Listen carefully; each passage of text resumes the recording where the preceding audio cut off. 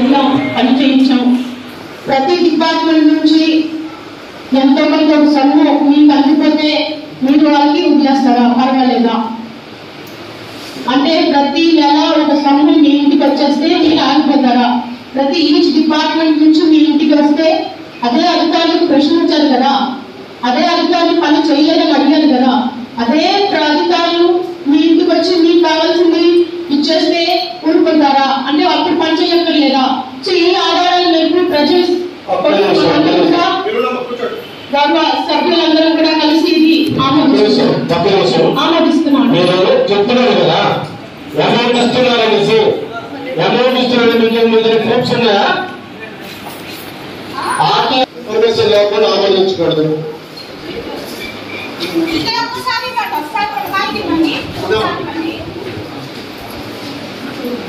Subject number 2 and 3 కూడా ఆమోదిస్తున్నాం.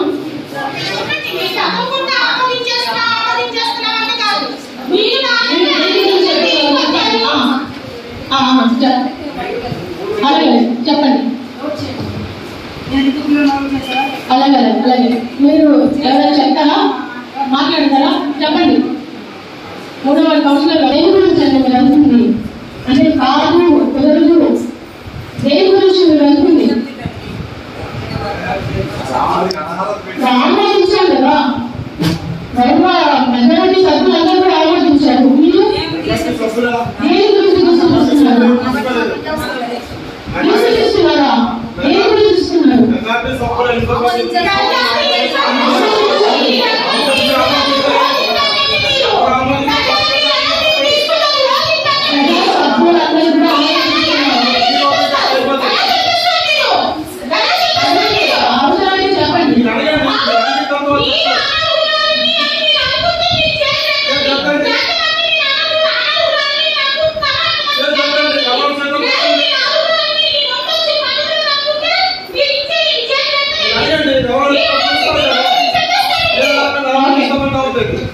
RTR ప్రకారం డబ్బులు ఎవరికి వస్తున్నాయి?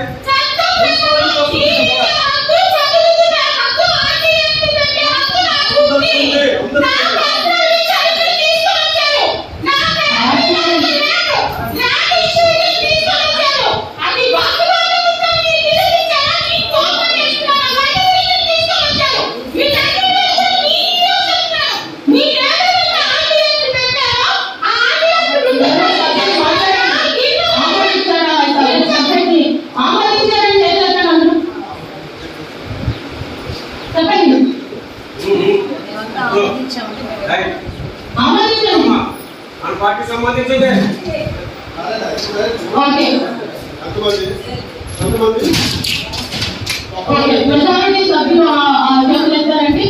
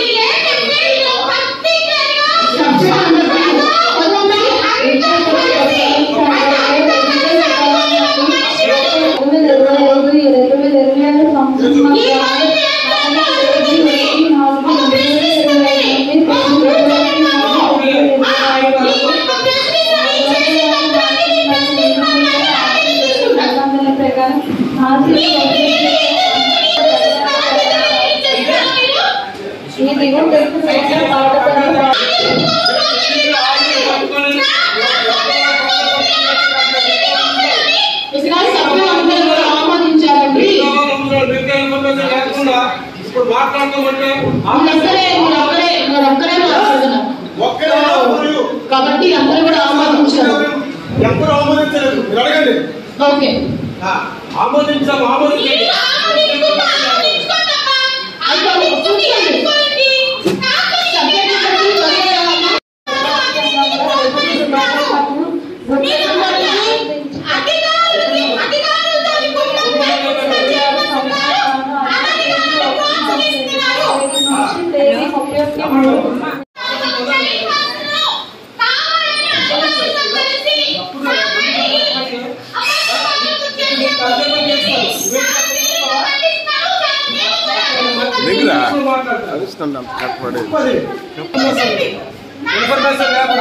ఆర్టీ యాక్ట్ మళ్ళీ ఎవరికి లాభం వస్తుంది?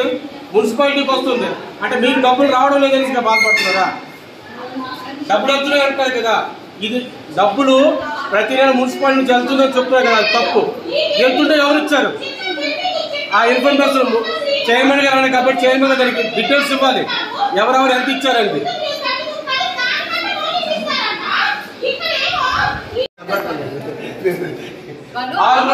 ఇప్పుడు ఒక మాట, వీళ్ళింటి ముందు అవ్వచ్చు మాట గుర్తే మాట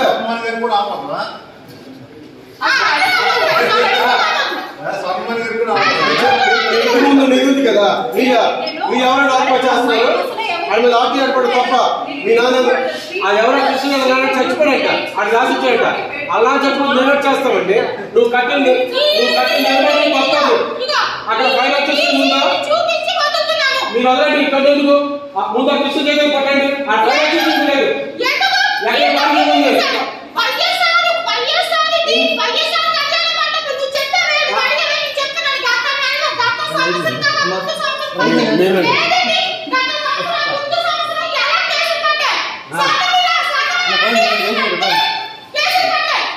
కేసు పడ